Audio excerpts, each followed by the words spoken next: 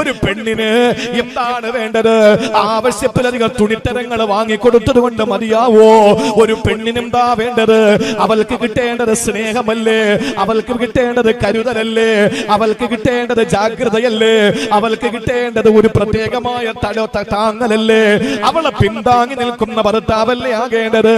അതൊന്നും കിട്ടാതെ വന്നപ്പോ ആ റളിയല്ലാഹു തആല അൻഹ പടച്ചവനോട് പറഞ്ഞതെന്തെന്നറിയോ? ഇത് കാലത്ത് റബ്ബി ബിനിലി ഇംദക ബൈതൻ ഫിൽ ജന്ന. പടച്ചോനെ, എനിക്ക് ഈ ലോകത്ത് ഞാൻ നിന്നോട് ചോദിക്കുന്നത് എനിക്ക് എന്റെ ഭർത്താവായ ഫിർഔനോടൊത്ത മരണം വരെ കഴിയണമെന്നല്ല. പടച്ചറപ്പേ, ഇവിടെ ഒന്നിനും ഒരു കുറവില്ല. ഇവിടെ താരാട്ട് പാടാ തോഴിമാരുണ്ട്, ഇവിടെ വെഞ്ചായം വീശാ തോഴിമാരുണ്ട്, അതുപോലെ തന്നെ എല്ലാ നിലയിലും എനിക്ക് സൗകര്യങ്ങൾ ചെയ്യാൻ ആളുകളുണ്ട്. എനിക്കൊന്നും അറിയണ്ട, പക്ഷേ എനിക്ക് വേണ്ടത് സമാധാനമാണ്. അതിവിടെ നിന്ന് കിട്ടുന്നില്ല. അതുകൊണ്ട് റബ്ബി ബിനിലി ഇംദക ബൈതൻ ഫിൽ ജന്ന, എനിക്ക് പകരം സ്വർഗത്തിൽ ഒരു വീട് തരുമോ തമ്പുരാനെ? ഇവിടത്തെ വീട് എനിക്ക് വേണ്ട, സ്വർഗത്തിലെ ഒരു ഭവനം എനിക്ക് തരുമോ എന്ന് ആസിയ ബീവി റളിയല്ലാഹു അൻഹ ചോദിക്കുകയാണ്. അതുകൊണ്ട് പ്രിയപ്പെട്ടവരെ, സമാധാനമാണ് വേണ്ടത്. സമാധാനമാണ് ഒരു വീട്ടിൽ കിട്ടുന്നത്. അങ്ങനെയാണോ നമ്മുടെ വീട്? ചിന്തിച്ചു നോക്ക്. എവിടെ പോയാലും കിടക്കാൻ നിങ്ങളുടെ വീട്ടിൽ വരുന്നതാണോ നിങ്ങൾക്ക് റാഹത്തായിട്ട് തോന്നുന്നത്? എങ്കിൽ ആ വീട് ആദരിക്കപ്പെടുന്ന ഭവനമാണ്. പ്രിയപ്പെട്ട സഹോദരങ്ങളെ, മനസ്സിലാക്കുക. മഹദിയായ ഫാത്തിമ ബീവി റളിയല്ലാഹു അൻഹ പറഞ്ഞു, വാപ്പാ, എന്റെ ഭർത്താവ് അലി പിണങ്ങി ഇവിടെ നിന്ന് പോയിരിക്കുക, ഞാനുമായിട്ടൊരു സൗന്ദര്യ പണക്കം. അതുകൊണ്ട് സമാധാനം വീട്ടിൽ കിട്ടിയില്ലെങ്കിൽ നേരെ അവിടെ നിന്ന് ചാടും, എല്ലാരും ചാടും. നബിതങ്ങൾ നേരെ പോയി നോക്കുമ്പോൾ അല്ലാഹുവേ, മസ്ജിദുൻ നബവിയിലെ ആ നല്ല കുഷനിട്ട, ആ നല്ല AC ഒക്കെ ഓണാക്കിയിട്ട് കുഷനിട്ട ആ നല്ല കാർപ്പറ്റിൽ ഇങ്ങനെ സുന്ദരമായിട്ട് കിടന്നുറങ്ങുക അല്ലാഹുവിന്റെ ഹബീബിന്റെ പ്രിയപ്പെട്ട മരുമകൻ എന്ന് തോന്നുന്നുണ്ടോ നിങ്ങൾക്ക്? ഇതൊക്കെ അല്ലാഹ് നമുക്ക് തന്ന സൗകര്യങ്ങളാ. മസ്ജിദുൻ നബവിയുടെ അവസ്ഥ എന്താണ്? മണലാണ്, മണ്ണ് വിരിച്ചതാണ്, കിടന്നുറങ്ങാണ്. അലി റളിയല്ലാഹു അൻഹു കിടന്നുറങ്ങുന്നത് കണ്ടപ്പോ അല്ലാഹുവിന്റെ ഹബീബിനെ സഹിച്ചില്ല. ഓടിച്ചെന്നിട്ട് അലി തങ്ങളെ വിളിക്കാൻ അടുത്തേക്ക് ചെല്ലുമ്പോ എന്താ റസൂല് കണ്ടതെന്നറിയോ? തിരിഞ്ഞു കിടക്കുന്ന അലിയാർ തങ്ങളുടെ മുതുകത്ത് ആ മസ്ജിദുൻ നബവിയിലെ മണൽ തരികൾ ഇരിക്കുന്നത് കണ്ടപ്പോ അല്ലാഹുവിന്റെ റസൂല് വിളിച്ച ഒരു പേരുണ്ട്, ഖും യാ അബാ തുറാബ്. അബൂ തുറാബേ എഴുന്നേക്ക്, അബൂ തുറാബേ എഴുന്നേക്ക് എന്ന് പറഞ്ഞ അർത്ഥം എന്താണ്? മണ്ണിന്റെ വാപ്പ. മുതുകത്ത് മണ്ണ് പറ്റിയിരിക്കുകയാണെന്ന അർത്ഥം. മണ്ണിക്കിടന്ന് ഉരുണ്ട അലിയെ എഴുന്നേക്ക്, അലിയെ എണീക്കുമോനെ, എന്തിനാ നീ ഇവിടെ കിടക്കുന്നത്? കുമ്യ അബാ തുറാബ്. സഹാബാക്കൾക്കൊക്കെ അങ്ങനെ പേരുകളുണ്ട്. നമ്മളൊക്കെ കേൾക്കുന്ന പേരുകൾക്ക് അപ്പുറത്ത് അവർക്ക് ആദ്യം വേറൊരു പേരുണ്ടായിരുന്നു. ചില സന്ദർഭങ്ങളിൽ ഇടുന്ന പേരാണ് ഇങ്ങനത്തെ പേര്. ഏറ്റവും കൂടുതൽ ഹദീസ് റിപ്പോർട്ട് ചെയ്ത സഹാബിയാരാ? സഹാബികളുടെ കൂട്ടത്തിൽ നമുക്ക് പെട്ടെന്ന് കേൾക്കുമ്പോ റിപ്പോർട്ടറുടെ കൂട്ടത്തിൽ നമ്മുടെ മനസ്സിൽ ഓടി വരുന്ന ആരുടെ പേരാ? അബൂ ഹുറൈറ, അല്ലേ? അബൂ ഹുറൈറ അറിയാത്ത ആരുമില്ലല്ലോ. എന്താ അദ്ദേഹത്തിന്റെ പേര്? അബ്ദുള്ള എന്നാണ്. അബ്ദുള്ള എന്നാണ് അദ്ദേഹത്തിന്റെ പേര്. ഒരു ദിവസം കയ്യിൽ എന്തോ ഒളിപ്പിച്ച് നിൽക്കാൻ നബി സല്ലല്ലാഹു അലൈഹി വസല്ലം തങ്ങൾ വന്നിട്ട് ചോദിച്ചു, എന്താ അബ്ദുള്ള കയ്യില്? ഒന്നുമില്ല നബിയെ, ഒരു കൊച്ചു പൂച്ചക്കുട്ടിയെ കിട്ടിയപ്പോൾ കയ്യിൽ വെച്ചതാ, ഒരു ചെറിയ പൂച്ച, കൊച്ചു പൂച്ച. അല്ലാഹുവിന്റെ റസൂൽ വിളിച്ചു, യാ അബാ ഹുറൈറ, കൊച്ചു പൂച്ചയുടെ വാപ്പ, കൊച്ചു പൂച്ചയുടെ വാപ്പ. അന്ന് മുതൽ ആ സഹാബിയുടെ പേര് അബൂ ഹുറൈറ. ഇന്നും ഹദീസുകൾ റിപ്പോർട്ട് ചെയ്യുന്ന ഇമാം ബുഖാരി തങ്ങൾ അടക്കം, മുസ്ലിം തങ്ങൾ അടക്കം മുഴുവൻ മഹാന്മാരായ ഇമ്മത്തുകളും ഹദീസിന്റെ റിപ്പോർട്ടർമാരെ പറയുമ്പോൾ അൻ അബ്ദില്ല എന്നല്ല, അൻ അബീ ഹുറൈറ എന്ന് പറഞ്ഞുകൊണ്ടാ കൊടുക്കുന്നത്. അബാ തുറാബേ, മണ്ണിന്റെ വാപ്പ, എഴുന്നേക്ക് അവിടുന്ന്. അപ്പോ വീട്ടിൽ സമാധാനം കിട്ടാതെ വന്നാൽ എവിടെ പോകും? പള്ളിയിൽ പോകും. അപ്പൊ സമാധാനം നമുക്ക് വീട്ടിൽ കിട്ടുന്നുണ്ടെങ്കിൽ നമ്മുടെ വീട് ആദരിക്കപ്പെടുന്ന വീടായി. അതേപോലെ എവിടെ പോയാലും നമ്മുടെ മനസ്സ് വീട്ടിലാണെങ്കിൽ നമുക്ക് എന്തുണ്ട്? വീട് നല്ല വീടാ, സന്തോഷമുള്ള വീടാ. അതുപോലെ മൂന്നാമത്, വീട്ടിൽ നമുക്ക് എവിടെ എന്ത് പ്രശ്നം ഉണ്ടെങ്കിലും 100 പ്രശ്നങ്ങൾ പള്ളിയുടെ കമ്മിറ്റി കൂടിക്കൊണ്ടിരിക്കുമ്പോ അങ്ങോട്ട് നീ കണക്ക് ഇങ്ങോട്ട് വയ്യടാ, നീ അങ്ങോട്ട് കയറ്റി എഴുതടാ, ഇങ്ങോട്ട് ഇറക്കി എഴുതടാ എന്നൊക്കെ പറഞ്ഞ് പ്രശ്നങ്ങളാവും. സംഘടനാ ചർച്ചകൾ, രാഷ്ട്രീയ പാർട്ടികളുടെ ചർച്ചകൾ, അങ്ങനെയാവും ഇങ്ങനെയാവും. നാട്ടിൽ ഒരുപാട് പ്രശ്നങ്ങൾ വരും. ഇതൊക്കെ സമാധാനം കിട്ടുന്ന എപ്പോഴാ? വീട്ടിലേക്ക് പോയി ഫാനൊക്കെ വന്നിട്ട് മലർന്നിങ്ങനെ കിടക്കുമ്പോ നമുക്ക് സമാധാനം കിട്ടും. ഓ എന്തരായിരുന്നു രാവിലെ മുതൽ, ഇപ്പൊ സന്തോഷമായല്ലോ എന്ന് പറഞ്ഞ് വീട്ടിൽ കിടക്കുമ്പോ ഒരു സമാധാനം കിട്ടുവോ? എന്നാൽ ആ വീട് ആദരിക്കപ്പെടുന്ന ഭവനമാണ്. അതില്ലാത്തത് കൊണ്ടാണ് ആസിയ ബീവിക്ക് സൗകര്യങ്ങൾ എന്തുണ്ടായിട്ടും പറഞ്ഞത്, പടച്ചോനെ ഇതെനിക്ക് പോരാ, എനിക്ക് അവിടത്തെ വീട് മതി. സമാധാനം പ്രശ്നമാണ്. വീട്ടിൽ ചെറിയൊരു സമാധാനം നഷ്ടപ്പെട്ടപ്പോഴാണ് അലി തങ്ങൾ ഇറങ്ങി പള്ളിയിൽ പോയത്. അതുകൊണ്ടാണ് അദ്ദേഹത്തിന് അബൂ തുറാബ് എന്ന് പേര് കിട്ടിയത്. ഇനി നിങ്ങൾ നോക്ക് പ്രിയപ്പെട്ടവരെ, ചില വീടുകൾ താമസിക്കാൻ കൊള്ളില്ല, സമാധാനം കിട്ടൂല. ഒരിക്കൽ ഇമാം അബൂ ദാവൂദ് റഹിമഹുള്ള റിപ്പോർട്ട് ചെയ്യുന്ന ഹദീസാണ്. ലോകത്തുള്ള മുജാഹിദുകളും ജമാഅത്തെ ഇസ്ലാമികളും തബ്ലീഗുകാരും സമസ്തക്കാരും ദക്ഷിണക്കാരും എല്ലാ വിഭാഗക്കാരും അംഗീകരിക്കുന്നവരാണല്ലോ സിഹാഖുസിത്ത. ഈ സിഹാഖുസിത്ത ഏതാണ്? ബുഖാരിയാണ്, മുസ്ലിമാണ്, അബൂ ദാവൂദാണ്, ഇബ്നു മാജയാണ്, തുർമുദിയാണ്, നസായിയാണ്. അതേ അബൂ ദാവൂദിൽ കാണുന്ന ഹദീസാണ്. യഹ്യ ഇബ്നു സഈദ് റളിയല്ലാഹു തആല അൻഹുവിൽ നിന്ന് റിപ്പോർട്ട് ചെയ്യപ്പെടുന്ന ഹദീസാണ്. ഒരിക്കൽ ഒരു പെണ്ണ് റസൂലുള്ളാഹിന്റെ മുന്നിൽ വരികയാ. അല്ലാഹുവിന്റെ ഹബീബിന്റെ മുന്നിൽ വന്നിട്ട് പറഞ്ഞു, നബിയേ, എന്റെ വീടിന്റെ അവസ്ഥ പറയാൻ വേണ്ടി വന്നതാ. എന്റെ സഹോദരിമാരെ കേൾക്കണേ, വീടിനെ പറ്റി പരാതിയും പറഞ്ഞുകൊണ്ട് നബി തങ്ങളുടെ മുന്നിലേക്ക് വരിക. എന്താ പറഞ്ഞതെന്നറിയോ? അല്ലാഹുവിന്റെ ഹബീബേ, വൽ അദദു കസീർ. ഞാൻ ആ വീട്ടിൽ താമസമാക്കിയപ്പോ എന്റെ വീട്ടിൽ ധാരാളം ആളുകൾ ഉണ്ടായിരുന്നു, എണ്ണം കൂടുതലായിരുന്നു. വൽമാലു വാഫിറൂ,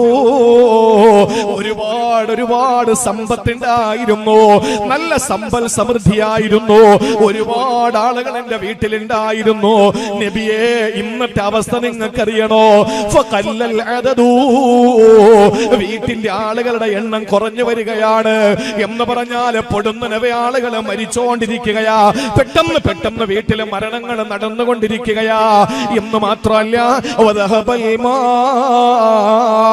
എന്റെ വീട്ടിൽ ഒരു പൈസ നിൽക്കുന്നില്ല, എല്ലാ സമ്പത്തും ഇങ്ങനെ പോയിക്കൊണ്ടിരിക്കുകയാ.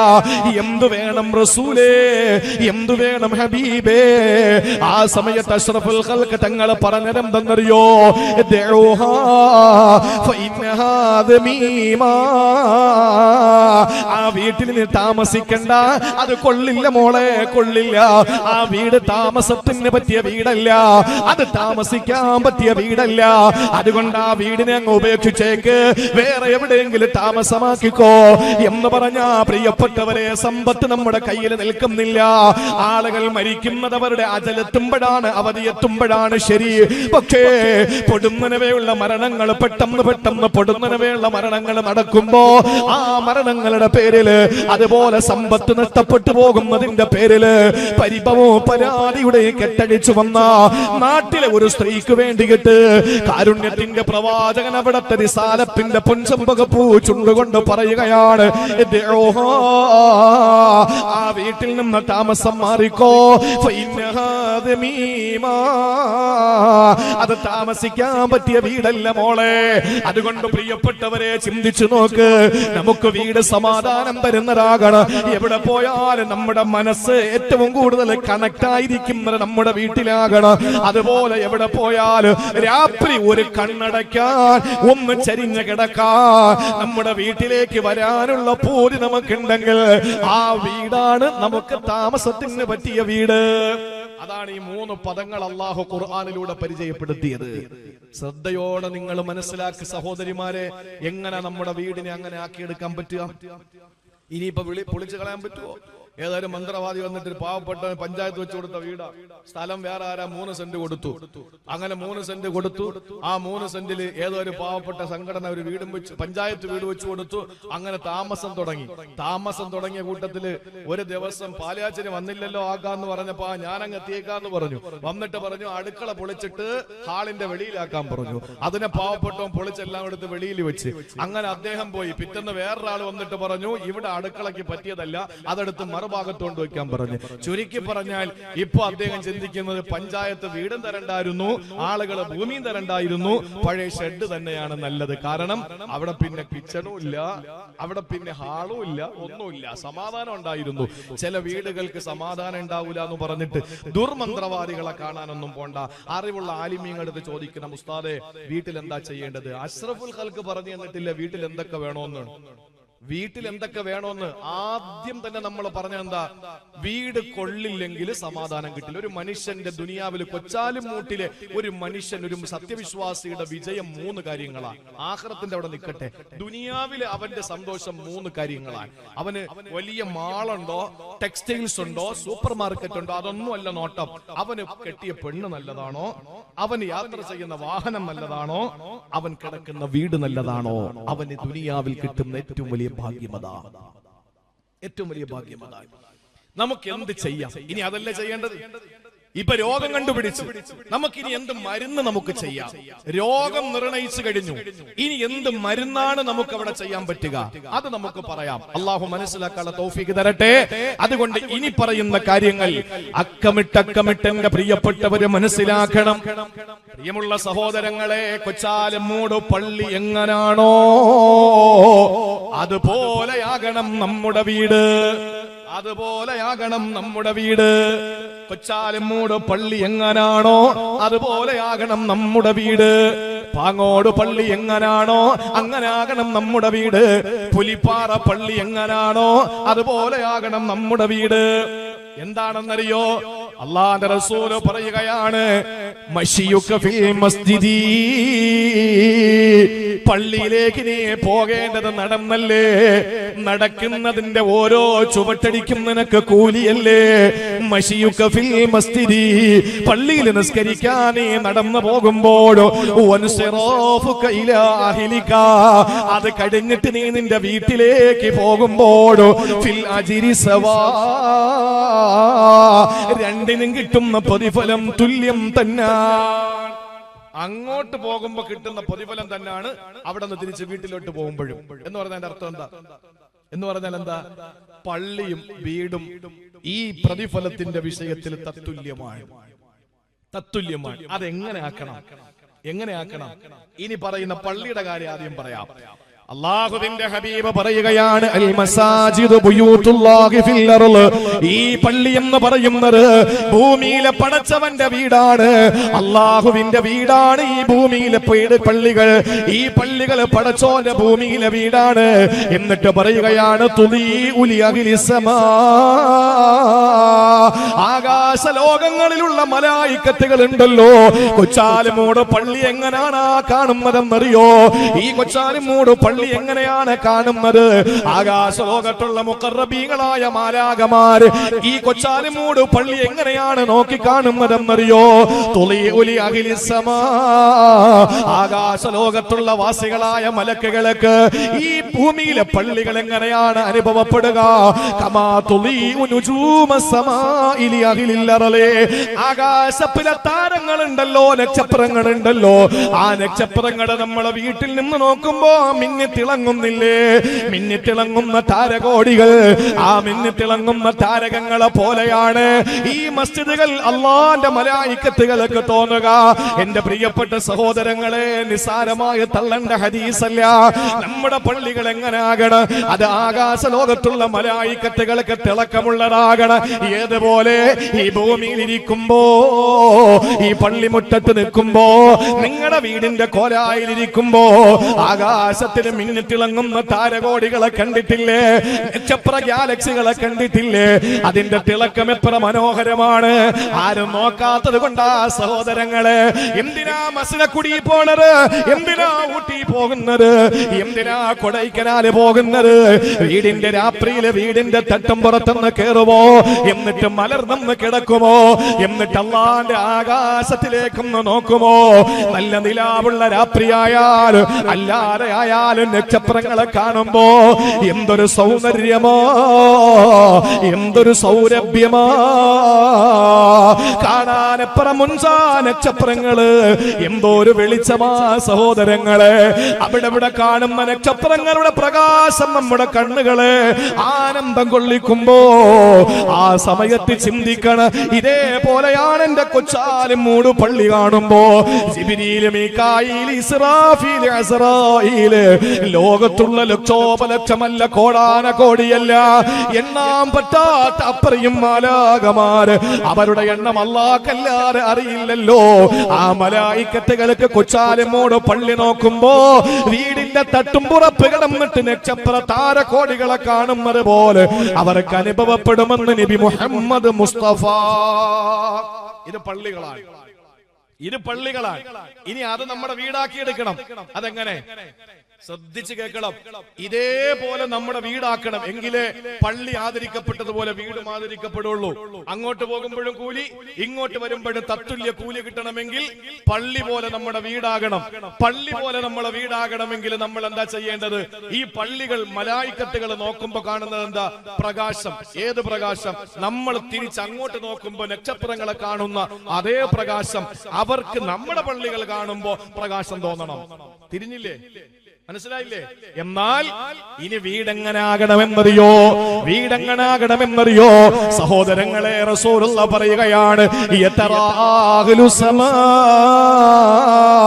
ആകാശത്തുള്ള മലക്കുകൾ ഉണ്ടല്ലോ, ആ മാലാകമാര് കാണുകയാണ്. എന്താ കാണുന്നത്? അൽ ബൈത്തല്ലദീ യുത്ലാ ഫീഹിൽ ഖുർആൻ, വീട്ടിൽ ഖുർആൻ ഓതുന്ന വീട്, വിശുദ്ധ ഖുർആൻ എടുത്തു വെച്ചിട്ട് ഓതുന്ന വീട്, അല്ലാഹുവിന്റെ കലാം എടുത്തു വെച്ചിട്ട് പാരായണം ചെയ്യുന്ന വീട്. ആകാശ ലോകത്തുള്ള മലായിക്കത്തുകൾക്ക് പ്രകാശമാണ്. അവര് നോക്കുമ്പോൾ എങ്ങനെയാണ് കാണുന്നതെന്നറിയോ? കമായതറാ അഹ്ലുൽ അർളിൻ നുജൂമാ. നേരത്തെ പറഞ്ഞതുപോലെ ഭൂമിയിലുള്ള നമ്മൾ എങ്ങനാണോ നക്ഷത്രങ്ങളെ കാണുന്നത്, അതുപോലെ മലായിക്കത്തുകൾക്ക് ഈ പള്ളി തിളക്കമുള്ളത് പോലെ ഖുർആൻ ഓതുന്ന വീടുകൾ തിളക്കമുള്ളതായി അനുഭവപ്പെടുമെന്ന് സാഹിബുൽ ഖാബ ഖൗസൈ ഷഫീഉൽ മിദ്നിബി നബിയു സഖലൈൻ ത്വാഹ നബി മുഹമ്മദ് മുസ്തഫ. അപ്പൊ വീട് ഖുർആനുള്ള വീടാകണം, വീട് ഖുർആൻ ഓതുന്ന വീടാകണം. ആ വീട് ഖുർആൻ ഓതുന്ന വീടായ പിന്നെ ഏത് ക്ഷുദ്രജീവിയെ നമ്മൾ ഭയപ്പെടണം? നിങ്ങളൊന്ന് ആലോചിച്ച് നോക്കിയേ. റമളാൻ മാസം വരാൻ പോവാൻ ഒരു റമളാന്റെ രാത്രിയിൽ അബൂ ഹുറൈറ തങ്ങളെ വിളിച്ചിട്ട് പറഞ്ഞു, അബൂ ഹുറൈറ, നീ ഇന്ന് ഗോഡൌണിൽ കാവല് നിൽക്കണം. അറിയുന്നവരാ നിങ്ങളൊക്കെ. ആർക്കെങ്കിലും അറിയാത്തതുണ്ടെങ്കിൽ ഒന്ന് ഉണർത്തുകയാണ്. ഈ ഇത്രയും പറഞ്ഞതൊക്കെ നിങ്ങൾക്ക് അറിയുന്ന കാര്യങ്ങളാണ്, പക്ഷേ ഇടയ്ക്ക് ഉണർത്തുന്ന നല്ലതാവുമല്ലോ. അബൂ ഹുറൈറ തങ്ങളെ വിളിച്ചിട്ട് പറഞ്ഞു, അബൂ ഹുറൈറ, ഇന്ന് ഗോഡൌണിൽ നീ കാവല് നിൽക്കണം. ഈ പറയുന്ന സഹോദരിമാർ ശ്രദ്ധിച്ച് കേൾക്കണേ. ഗോഡൌണിൽ കാവല് നിൽക്കണം. ബൈത്തുൽ മാലിന്റെ സക്കാത്തിന്റെ മുതലുകൾ കെട്ടിക്കിടക്കുകയാണ്, കള്ളന്മാര് കയറാൻ സാധ്യതയുണ്ട്. അതുകൊണ്ട് ഇന്ന് വേണം നീ കാവല് നിൽക്കണം. നബിയെ ഏറ്റു. രാത്രി അബൂ ഹുറൈറ ഇങ്ങനെ കാവല് നിൽക്കുമ്പോണ്ട് ഒരു കാലടി ശബ്ദം കേൾക്കാൻ. രാത്രി ചെന്ന് നോക്കുമ്പോണ്ട് ഒരു കള്ളൻ അതിനകത്ത് കയറിയിട്ട് ഈത്തപ്പഴം വാരി ചാക്കിൽ നിറക്കിയാൻ. ഓടിച്ചെന്നവൻ അങ്ങ് പിടിച്ചു, ഓടിച്ചെന്നവൻ അങ്ങ് പിടിച്ചു. പിടിച്ചപ്പോ അവൻ തൊഴുകൈകളോടെ പറഞ്ഞു, എന്നെ വിടണം, എന്നെ ഉപദ്രവിക്കരുത്, ആരോടും എന്നെ പറ്റി പറയരുത്. ഞാൻ എന്റെ മക്കളുടെ കരച്ചിൽ കേട്ടിട്ട് വന്നതാണ്. എന്റെ മക്കളുടെ ദാരിദ്ര്യമാണ് എന്നെ ഇവിടെ മോഷ്ടിക്കാൻ പ്രേരിപ്പിച്ചത്. അതുകൊണ്ട് ഞാൻ എടുക്കുന്നില്ല, ഞാൻ ഉപേക്ഷിക്കുകയായി. എന്നെ ദയവ് ചെയ്ത് വെറുതെ വിടണം, എന്റെ മക്കൾക്ക് വേണ്ടി. പൊക്കോളാന്ന് പറഞ്ഞു. പൊക്കോളാൻ പറഞ്ഞു. പോയി കാവല് നിന്ന് വീണ്ടും സെക്യൂരിറ്റി അല്ലേ. സുബഹിക്ക് പള്ളിയിൽ ബാങ്ക് കൊടുത്തപ്പോ നേരെ റസൂലുള്ളാഹി സ്വല്ലല്ലാഹു അലൈഹി വസല്ലം പുറകിൽ നിസ്കരിക്കാൻ. നിസ്കാരം കഴിഞ്ഞ് എല്ലാവരും എഴുന്നേക്കുമ്പോ അള്ളാഹുവിന്റെ ഹബീബ് ചോദിച്ചു, അബൂ ഹുറൈറ, ഇന്നലത്തെ കള്ളനെ നിന്നെ പറ്റിച്ചു കളഞ്ഞല്ലോ, ഇന്നലത്തെ കള്ളൻ നിന്നെ പറ്റിച്ചു കളഞ്ഞല്ലോ. ഞെട്ടിപ്പോയി അബൂ ഹുറൈറ തങ്ങൾ. നബിയേ, നിങ്ങൾ എങ്ങനെ അറിഞ്ഞു? അവൻ കള്ളനാണ്, നിന്നെ പറ്റിച്ചിട്ട് പോയതാ അബൂ ഹുറൈറ. നീ നോക്കിക്കോ, ഇന്നും വരും അവൻ. നബിയെ, ഇന്ന് ഞാൻ വിടൂല. ഒന്നും മിണ്ടിയില്ല ഹബീബ് സല്ലല്ലാഹു അലൈഹി വസല്ലം. പിറ്റേന്ന് രാത്രിയായി, കാവല് നിൽക്കുമ്പോ അതാ കാലടി ശബ്ദം കേൾക്കുകയാണ്. കാൽ പെരുമാറ്റം കേട്ടപ്പോ ഓടിച്ചെന്നവനെ പിടിക്കുകയാ. രക്ഷയില്ലടാ, രക്ഷയില്ല. ആ സമയത്ത് തൊഴുകൈകളോട് വന്ന കള്ളൻ, അങ്ങനാണല്ലോ കള്ളന്മാര്. കള്ളം പറഞ്ഞു, ഇന്നലെ ഞാൻ വന്നത് പറഞ്ഞല്ലോ മക്കളുടെ പട്ടിണിയും കരച്ചിലും കണ്ടിട്ടാണ്. എന്റെ മക്കള് കാത്തിരുന്നു സഹോദരാ. നീ വിരട്ടിവിട്ടപ്പോ ഞാനെല്ലാം ഇവിടെ ഉപേക്ഷിച്ചിട്ടല്ലേ പോയത്. തിരിച്ച് ഞാൻ കൊണ്ടു ചെല്ലുന്ന കാരക്ക തിന്നാൻ എന്റെ മക്കള് കൊതിച്ചിരുന്നു. പക്ഷെ കൊണ്ടുപോകാൻ പറ്റിയില്ലല്ലോ. അതുകൊണ്ട് ഞാൻ ഇന്ന് ഒരു 2-3 കഷണം എടുക്കാൻ വേണ്ടി വന്നതാ. അത്രയും സങ്കടമാണ് എന്റെ വീടിന്റെ അവസ്ഥ. എന്തായാലും ഇത് സക്കാത്തിന്റെ മുതലല്ലേ, വല്ലാത്ത പട്ടിണിയാണ്. അവൻ പറഞ്ഞ അനുവാദം ഇല്ല. അബൂ ഹുറൈറയുടെ മനസ്സങ്ങ് അലിഞ്ഞുപോയി. അനുവാദം ഇല്ല സഹോദര, എന്നാ ഞാൻ പൊക്കോളാം, ഇനി വരില്ല, ഇനി വരരുത്. ഇല്ല, വരില്ല. പോയി. പിറ്റേന്ന് സുബഹി നിസ്കാരത്തിന് അബൂ ഹുറൈറയ്ക്ക് വെപ്രാളമായി. നബി തങ്ങൾ എന്തായാലും അറിയും, കാരണം തലേ ദിവസം അറിഞ്ഞതല്ലേ. നിസ്കാരം കഴിഞ്ഞ് നബി തങ്ങളെ വിളിക്കാതെ തന്നെ അങ്ങോട്ട് ചെന്നിട്ട് നബിയേ, അല്ലാഹുവിന്റെ റസൂല് ചോദിച്ചു, അബൂ ഹുറൈറ ഇന്നും അവൻ പറ്റിച്ചു കളഞ്ഞല്ലേ? അതേ നബിയേ. ആ സാരയില്ല, ഇന്ന് വരും, അവനെ പിടിച്ചു വെച്ചോളണം. ഏറ്റു നബിയെ. 3-ാം ദിവസത്തിന്റെ രാത്രിയില് അയാള് വരുന്നതിനെ കാത്തു നിൽക്കുകയാണ് അബൂ ഹുറൈറ. ആ മനുഷ്യനതാ ഈ പറയുന്ന ഗോഡൌണിലേക്ക് കയറുന്നു, ഈത്തപ്പഴം എടുക്കാൻ ശ്രമിക്കുന്നു.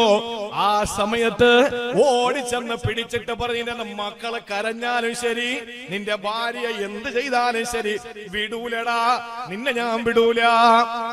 അയാൾക്കറിയാം പിടി വീണു, ഇനി രക്ഷയില്ല. അപ്പൊ ഈ കള്ളം പറഞ്ഞു, വിടണ്ട, നീ വിടണ്ട, ഞാൻ നിനക്കൊരു അറിവ് പഠിപ്പിച്ചു തന്നാ നീ എന്നെ വിടുവോ? ആർക്കും അറിയാത്തൊരു കാര്യം ഞാൻ പറഞ്ഞു തരാം, നീ എന്നെ വിടുവോ? ഞാൻ ഇനി മോട്ടിക്കാനേ വരില്ല. ഇത് കള്ളമല്ല, ഇത് കള്ളമല്ല. ആ നിനക്കെന്താ അറിവ് പറ, നീ പറഞ്ഞതാ. എന്താണ് അറിവ്? എടോ, നിന്റെ വീട്ടില് അല്ലെങ്കിൽ ഈ ഗോഡൌണില് അല്ലെങ്കിൽ നിന്റെ വീട്ടില് ശൈത്താൻ കേറാതിരിക്കാനുള്ള പണി പറഞ്ഞു തരട്ടെ, പിശാച് വരാതിരിക്കാനുള്ള പണി പറഞ്ഞു തരട്ടെ. അതാ ഞാൻ എന്താ വേണ്ടത്? രാത്രി കിടക്കാൻ നേരത്ത് ആയത്തുൽ കുർസി, സിംഹാസനത്തിന്റെ സൂക്തമോദനം. ആയത്തുൽ കുർസി ഏറ്റവും വലിയ ആയത്താണ്, ഏറ്റവും വലിയ മഹത്വമുള്ള ആയത്താണ്. അത് ഓതിയിട്ട് കിടന്നോ, ശൈത്താൻ നിന്റെ വീട്ടിൽ വരൂല. പോരെ അബ്ദുൽ ഹക്കീം അങ്ങോട്ട് പോണം, ഇങ്ങോട്ട് വരി. നിന്റെ വീട്ടിൽ ശൈത്താൻ വരൂല. പോരെ, നിനക്ക് അത്ര പോരെ? അബൂ ഹുറൈറ, നമ്മക്കാണെങ്കിൽ ഇവിടെ മൈക്കും വെച്ച് കെട്ടി പോസ്റ്റർ അടിച്ച് ഫ്ലക്സ് അടിച്ച് എന്തൊക്കെ ചെയ്താലും വഴുത് വെക്കാൻ ആള് വരാൻ വരില്ല, ആളുകൾ വരില്ല. നിങ്ങൾ നോക്ക്, അബൂ ഹുറൈറ തങ്ങൾക്ക് ഒരു അറിവ് പഠിപ്പിച്ചു കൊടുത്തപ്പോഴ് എന്തായാലും ഒരു അറിവ് പഠിപ്പിച്ചു തന്നേലേ. അപ്പൊ രാത്രി കിടക്കാൻ നേരത്ത് ആയത്തെ കുറിച്ച് ഓതിയ പിശാച് വരൂലല്ലേ? അതെ, വരില്ല. ശരി, നീ പൊക്കോ, നീ എന്തായാലും ഒരു അറിവ് പഠിപ്പിച്ചു തന്നേലേ, നബി തങ്ങളടുത്ത് ഞാൻ പറഞ്ഞോളാം. അവനങ്ങ് വിട്ടു. 3-ാം ദിവസം സുബഹി നിസ്കാരത്തിന് മസ്ജിദുൻ നബവിയിലേക്ക് ചെല്ലുമ്പോ അല്ലാഹുവിന്റെ റസൂല് ചിരിക്കുകയാണ്, പുഞ്ചിരിക്കുകയാ. നബി തങ്ങളൊന്നും മിണ്ടിയില്ല. അബൂ ഹുറൈറ തങ്ങൾ അടുത്തേക്ക് ചെന്ന് മുട്ടോട് മുട്ട് ചേർത്ത് വെച്ചു. എന്നിട്ട് ചോദിച്ചു, നബിയേ, ഇന്നലെ അവന് വന്നിരുന്നു, ഞാൻ അവനെ വിട്ടു. എന്താ വിടാനുള്ള കാരണമെന്നറിയോ? അല്ലാഹുവിന്റെ ഹബീബേ, അവൻ എനിക്കൊരു അറിവ് പറഞ്ഞു തന്നു. എന്തറിവാ അബൂ ഹുറൈറ നിനക്ക് അവനെ പഠിപ്പിച്ചു തന്ന, കള്ളം പറഞ്ഞു തന്ന അറിവേദാ?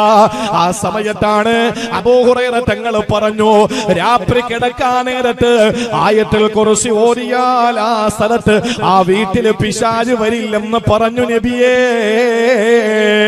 അല്ലാഹുവിന്റെ ഹബീബിന്റെ പാൽ പുഞ്ചിരിയുണ്ടല്ലോ, 14 രാവിന്റെ പൗർണമിയെ ലജ്ജിപ്പിക്കുന്ന സൗന്ദര്യത്തിന്റെ മകുടോലാകരണമേ, അഷ്റഫുൽ ഖൽഖിന്റെ പല്ലിമുട്ട നിരത്തി വെച്ചതുപോലുള്ള ദന്തനിരകളെ അല്ലാഹുവിന്റെ ഹബീബ് ചിരിക്കുകയാ.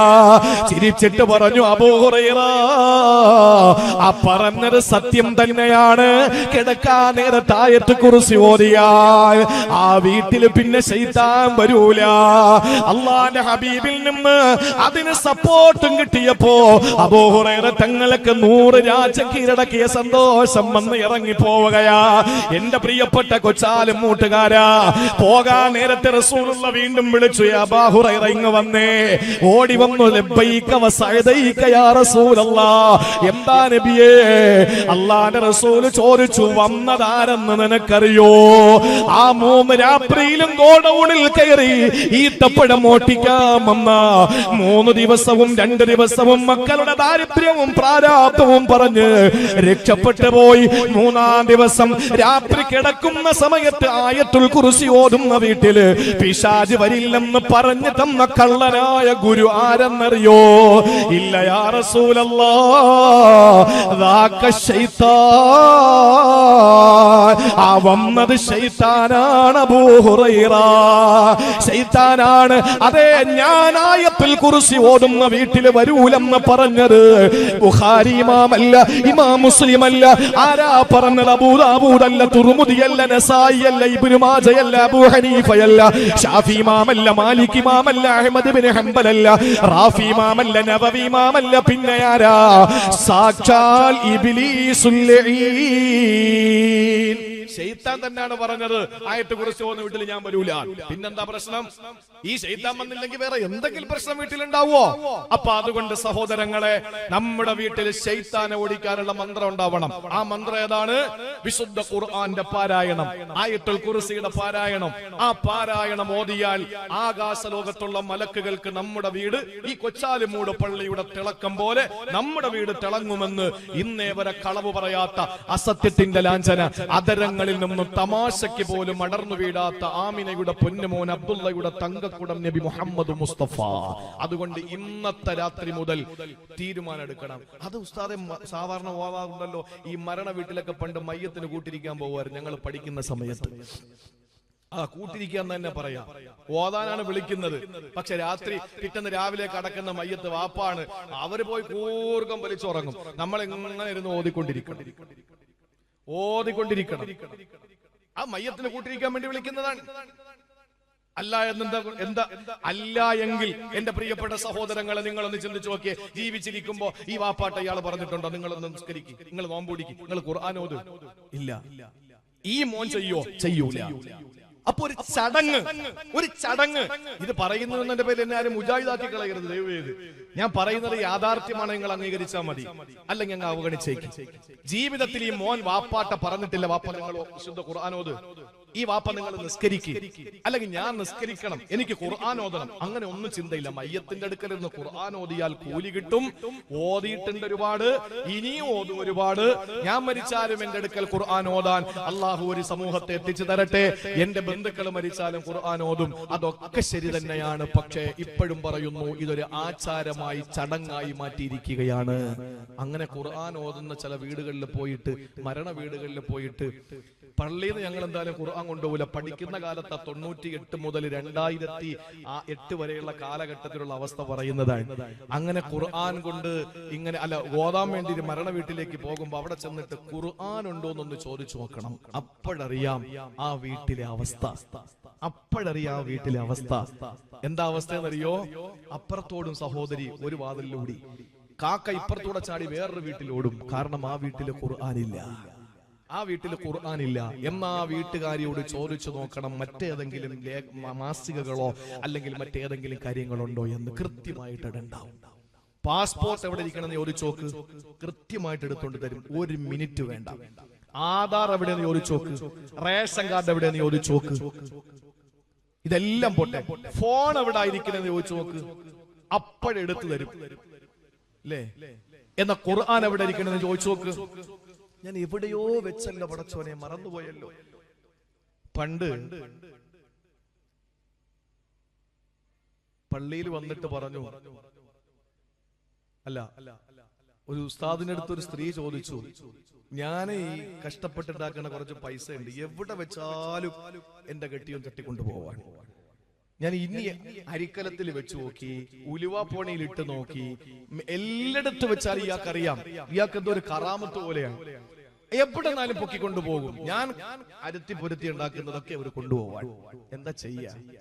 ഉസ്താദിനറിയാം. ഉസ്താദ് പറഞ്ഞു കൊടുത്തൊരു കാര്യം ചെയ്യും, ഒരിക്കലും നിന്റെ ഭർത്താവ് കാണാത്തൊരു സ്ഥലം ഞാൻ പറഞ്ഞുതരാം, നീ അവിടെ വെക്കും. അതെവിടെ? ഖുർആന്റെ ആ പുറം പേജ് അങ്ങോട്ട് മറച്ചിട്ട് അതിന്റെ ഇടയിൽ അങ്ങോട്ട് വെച്ചോളാൻ പറഞ്ഞു. ഇയാള് കൈകൊണ്ട് തൊടുവെങ്കിലല്ലേ അത് കാണുള്ളൂ. പൈസ വെക്കാൻ പറ്റിയ ഇത്രയും നല്ല സേഫ് ആയ ഒരു സ്ഥലം. ഞാനിതൊരു തമാശയ്ക്ക് പറയുന്നതാണെന്ന് നിങ്ങൾ കരുതണ്ട. ഒരു വീട്ടില് വിശുദ്ധ ഇന്നത്തെ ദിവസം, ഈ ദിവസം നിങ്ങൾ ചിന്തിച്ചു. ഞാൻ എല്ലാരെയും കുറ്റപ്പെടുത്തുകയല്ല, എല്ലാരെയും വിമർശിക്കുകയല്ല. എന്റെ വീടടക്കം ഇന്നത്തെ ദിവസം വിശുദ്ധ ഖുർആൻ ഓതിയ വീട് എത്ര വീടുണ്ടെന്ന് സഹോദരിമാരിന്ന് ചിന്തിച്ചേ, ഒന്ന് ചിന്തിച്ചേ. ഇന്ന് വേറെ ആരും നോക്കണ്ട, നിങ്ങൾ ഇന്ന് എത്ര പേജ് ഖുർആൻ ഓതി? നിസ്കാരത്തിന് കൈകെട്ടുമ്പോ ഓടുന്നത് വീട്, അത് നിസ്കാരത്തിന്റെ റുക്കിനാണ്, ഘടകമാണ്, അതിന്റെ ഫർളാണ്. നിങ്ങളെ വീട്ടിൽ നിങ്ങൾ തിലാവത്തുൽ ഖുർആൻ ഓതിയോ? വിശുദ്ധ ഖുർആന്റെ പാരായണം നടന്നോ? ഓതിയിട്ടില്ല എങ്കിൽ നിങ്ങളുടെ വീട് എങ്ങനെയാണ് ആദരിക്കപ്പെടുന്ന ഭവനമാകുന്നത്? എങ്ങനെയാണ് ലക്ഷപ്രഗോളങ്ങളെ പോലെ മലായിക്കത്തുകൾക്ക് തിളങ്ങുന്ന ഗോളമായി തിളങ്ങുന്ന വീടായി നിങ്ങളുടെ വീട് മാറുന്നത്? മാറൂല. അതുകൊണ്ട് നിങ്ങൾ ഓരോരുത്തരും അള്ളാഹുവിന്റെ ഹബീബ് പറയാണ് വിശുദ്ധ ഖുർആൻ പാരായണം ചെയ്യണം. ഒന്ന് വിശദീകരിക്കാൻ നമുക്ക് സമയമില്ല. ഇനി അരമണിക്കൂർ 3/4 മണിക്കൂർ മാത്രമേ നമുക്കുള്ളൂ. ഇനി 3/4 മണിക്കൂറേ ഉള്ളൂ. ശ്രദ്ധിച്ചിരുന്നോ? രണ്ടാമതായി നമ്മൾ ചെയ്യേണ്ടത് എന്തെന്നറിയോ? നമ്മുടെ വീട് ആദരിക്കപ്പെടുന്ന വീടാക്കാൻ, നമ്മുടെ വീട് പള്ളി പോലെയാക്കാൻ നമ്മൾ ചെയ്യേണ്ടത് ഒന്ന് തിലാവത്തുൽ ഖുർആൻ. ഖുർആന്റെ പാരായണമാണ്, വിശുദ്ധ ഖുർആനിന്റെ പാരായണമാണ്. ഉസൈദ് ബിൻ ഹുദൈറ റളിയല്ലാഹു തആല അൻഹുവിനെ പറ്റി റിപ്പോർട്ട് ചെയ്യുന്ന ഹദീസിൽ കാണാം, സാക്ഷാൽ ബുഖാരിയിൽ തന്നെ കാണുന്ന ഒരു ഹദീസ് ഉണ്ട്. ഉസൈദ് ബിൻ ഹുദൈറ റളിയല്ലാഹു തആല അൻഹു വീട്ടിൽ ഖുർആൻ ഓതുകയാണത്രേ. ആ സമയത്ത് പ്രിയപ്പെട്ടവരെ, വീടിന്റെ മുറ്റത്ത് കെട്ടിയിരിക്കുന്ന അവരുടെ കുതിര ചാടുകയാ. അവരുടെ വാഹനം അതാണല്ലോ, വീടിന്റെ മുറ്റത്തല്ലേ വാഹനം ഒതുക്കുന്നത്. അതേ ഉസൈദ് ബിൻ ഹുദൈറ റളിയല്ലാഹു തആല അൻഹുവിന്റെ കുതിരയാകുന്ന വാഹനം വീട്ടുമുറ്റത്ത് ബഹളം വെക്കുന്നത് കണ്ടിട്ട് അദ്ദേഹം ഖുർആൻ ഓതിയിട്ട് ചാടി പുറത്തിറങ്ങി. കുതിര എന്താ ബഹളം വെക്കുന്നതെന്ന് നോക്കുമ്പോ സുബ്ഹാനല്ലാഹ്, എന്തോ ആകാശത്തിലൂടെ ഒരു വലിയ ഒരു മേഘത്തിന്റെ ഒരു കൊട പോലെ ഇങ്ങനെ കേറി പോകുന്നത് കാണുകയാ. ഒരു മേഘക്കീറ് ഒരു കൊട പോലെ മുകളിലേക്ക് കേറി പോകുന്നത് കാണുകയാണ് ഉസൈദ് ബിൻ ഹുദൈറ. സഹോദരങ്ങളെ, പിറ്റേന്ന് റസൂലുള്ളാഹിന്റെ അടുത്ത് വന്നു. എന്നിട്ട് പറയുന്നു, നബിയേ, ഇന്നലെ ഞാൻ വീട്ടിൽ ഖുർആൻ ഓതിക്കൊണ്ടിരിക്കുമ്പോ എന്റെ വീട്ടിന്റെ മുറ്റത്ത് കെട്ടിയിരുന്ന കുതിര ചാടാൻ തുടങ്ങി. അങ്ങനെ ഞാൻ പുറത്തിറങ്ങുമ്പോൾ എന്റെ വീടിന്റെ മുകളിൽ അതാ ഒരു കൊട പോലെ കാർമേഘ കൂട്ടം ഞാൻ കണ്ടു.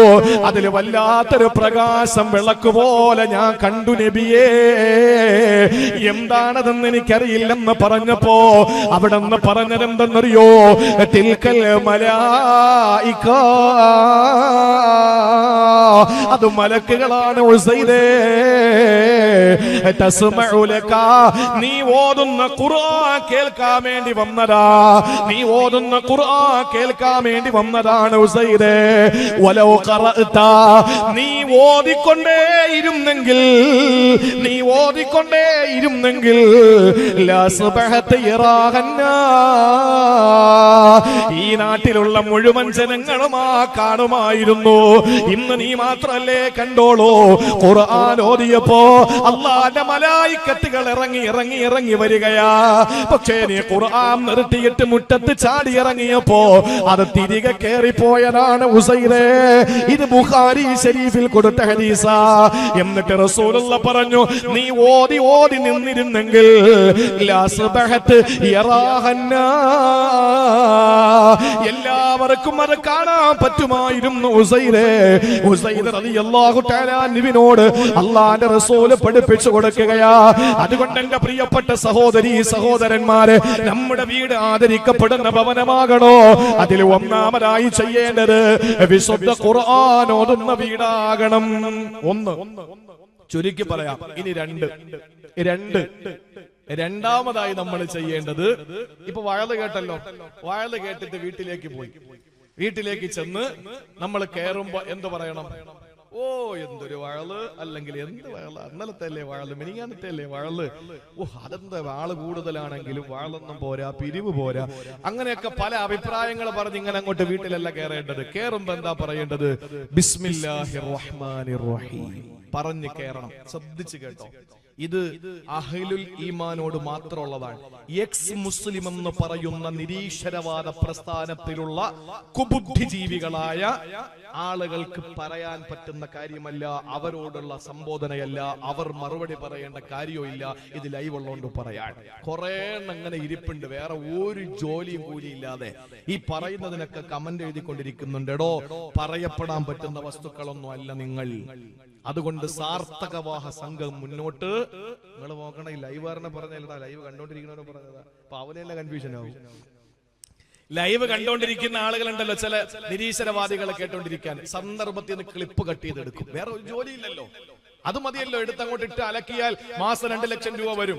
നല്ല ശരീരമുണ്ട്, തണ്ടിയും തടുവുണ്ട്, പോയിട്ട് പണിയെടുത്ത് ജീവിക്കില്ല. ഇതാണ് പണി. എന്നിട്ട് വാഴ പറഞ്ഞ മുസ്ലിയാക്കന്മാരടുത്ത് പറയും, നിങ്ങൾക്ക് എന്താ പണിയെന്ന്. വന്ന് പ്രസംഗിച്ചു നോക്കണം. പ്രസവത്തെക്കാളും ബുദ്ധിമുട്ടാ പ്രസംഗം എന്ന് പറയുന്നത്.